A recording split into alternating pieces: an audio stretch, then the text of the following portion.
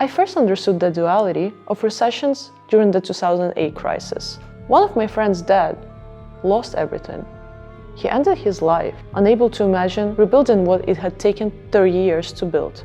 But 2 months later, another friend's dad bought the bankrupt hotel chain once owned by a man who died. He tripled his billions. Same recession, two completely different outcomes. Today, we're not just talking about money. You will learn how recessions become power moves for the elite. From Joseph Kennedy shorting the market in 1925 to Blackstone quietly buying up American homes in 2010, and of course, Congress members who were not punished for insider trading. You'll understand how the top 1% actually thinks during a recession and why your fear might be just their strategy. Because they know that privilege is not about wealth, it's about knowledge.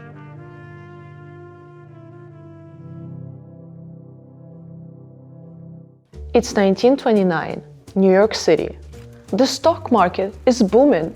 Everybody and their shoeshine boy is making money. Joseph Kennedy, a savvy businessman with a history of Wall Street deals, sits down for a shoeshine. As the boy buffs his expensive loafers, he casually drops a stock tip. "Sir, have you heard about this new stock? It's a sure bet. I've made a fortune." Most people would laugh, or maybe even take the tip from the boy. But Kennedy, he started analyzing the same second and quickly came to a conclusion. When the shoeshine boy is given investment advice, the market is too crowded. When people who shouldn't be gambling rent money suddenly think that they're financial geniuses, something is very, very wrong. So Kennedy does what no one else is doing. Instead of buying more stocks, he dumps everything. Instead of betting on the market going up, he bets against it. And then it happens. October 29, 1929, Black Thursday. The market crashes. People lose everything. Fortunes vanish overnight. Banks fail. Investors jump from skyscrapers. And while the entire country is in shock, Joseph Kennedy is smiling. Because when everybody else was spending, he was preparing. And now, while the economy was collapsing, Kennedy did what the rich do best during the crisis. He went shopping. Stocks, dirt cheap. He buys. Real estate, half price. He buys. Entire businesses going bankrupt. You already know what he does. By the time America is in deep Great Depression, Joseph Kennedy isn't just surviving, he's thriving. Mr. Joseph Kennedy, the American ambassador, left for Buckingham Palace to present his credentials to the king. And let's not forget, this isn't just any businessman.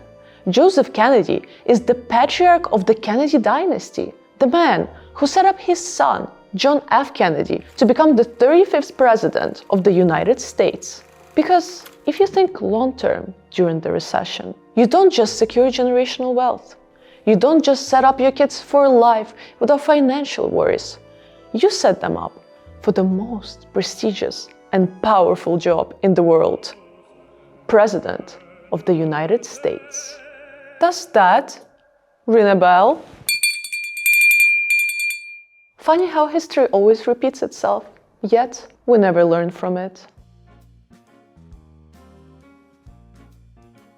Before we continue this episode, I want to acknowledge how many people are currently struggling because of the rise of inequality. The wealth gap hasn't just changed the economies, it changed us, people, the way we see ourselves and the way we build relationships. Here are some shocking statistics for you. In the first year of the pandemic, 50 new billionaires were created, while over 100 million of people were pushed into the extreme poverty. And research shows that during the times of the recession, the levels of depression, anxiety, and burnout skyrocket. That's why I want to thank our today's sponsor, BetterHelp, for making our episode possible. Because no matter how well-informed or self-aware you are, navigating financial stress and uncertainty can take a huge toll on your mental health. I used to think that being anxious about money is just a part of being ambitious. But in therapy, I learned that it's something deeper, something worth addressing with a professional rather than ignoring it.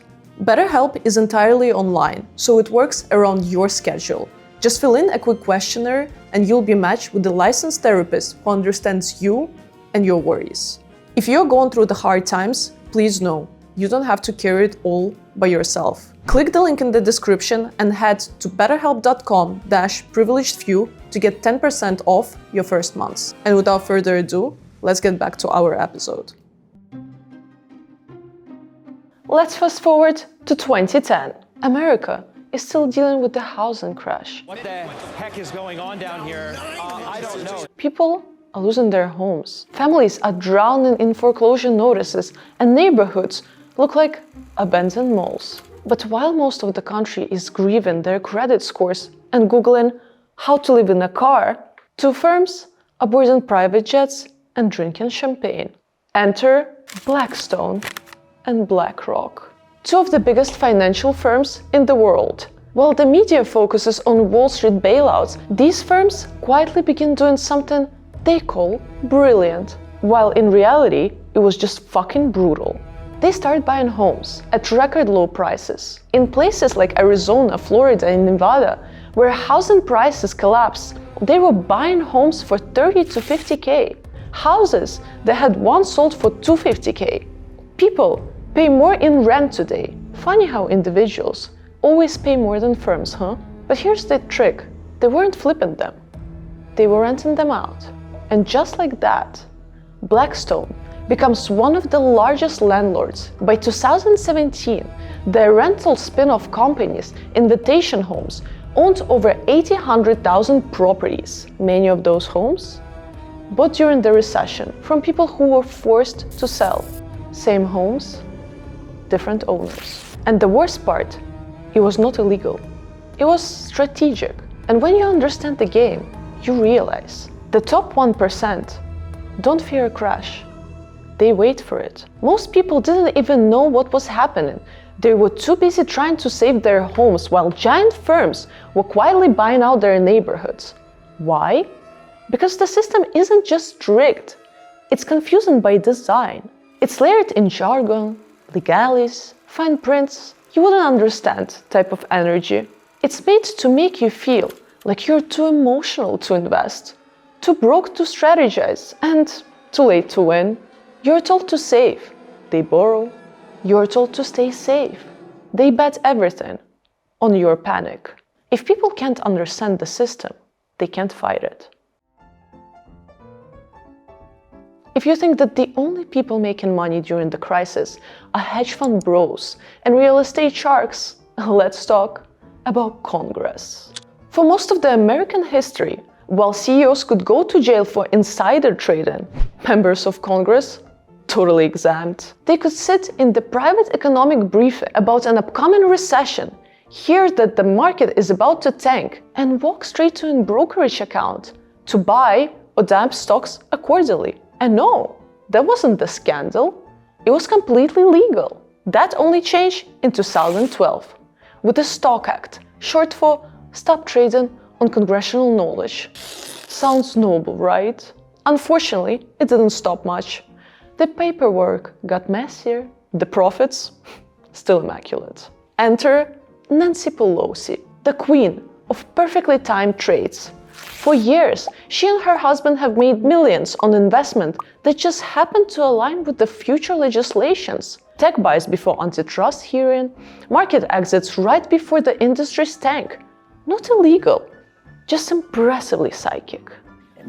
We are a free market economy. They should be able to participate in that. She became such a legend for her trading moves that she literally turned into a stock meme. On Reddit and TikTok, people joke that the best investment strategy wasn't technical analysis or crypto. It was just follow Pelosi's trades. Forget Wall Street, they said.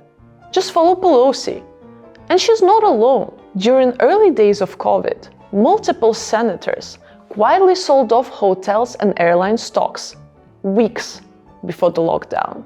Then, just as quietly, they bought into Zoom, remote tech, and pharma. Because while you were stockpiling toilet paper, they were stockpiling returns. They told you to stay calm, to trust the process. What they didn't say is that they were betting against you the entire time. While the world was struggling, 50 new billionaires were created, a record high. And now you're thinking, great, thank you for more depressing news. But what should I actually do during the recession? Is there hope? Let's be real. Most of us aren't short in the market like Joseph Kennedy or buying apartment buildings like Blackstone. But that doesn't mean that you're powerless. The difference between someone who comes out of a recession broken and someone who comes out building often comes in what you do when it hurts. When the market drops, most people panic and sell because they want to protect what's left. But here's the truth. When you sell during a crash, you don't avoid a loss, you guarantee it. The money you lost, it only becomes real when you hit sell. Until then, it's just paper, and paper can recover.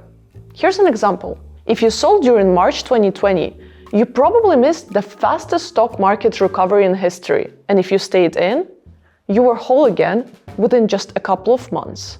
So here's the tip. Stay calm. Zoom out. Think long term. Can't invest much? Pick up a second job. Look, this isn't hustle culture.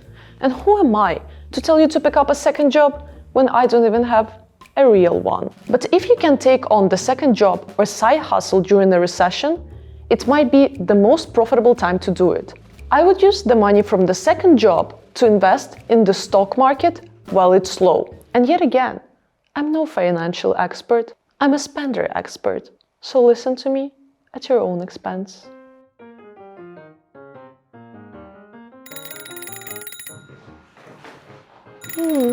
Hi Bunny, looking cute.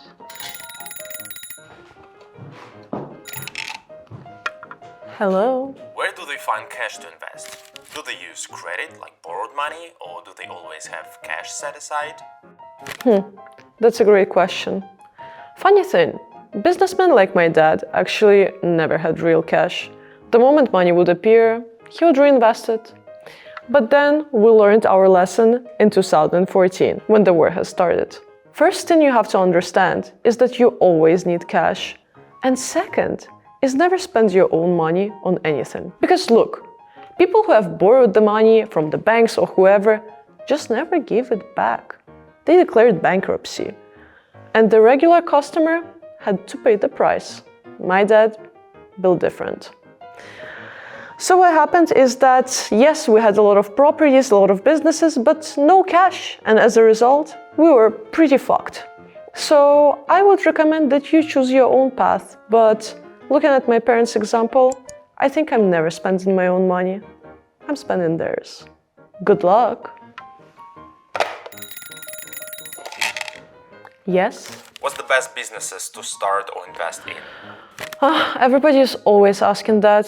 The thing is, there is no right business which would make you rich. My dad always told me, you can make money no matter in what field you are.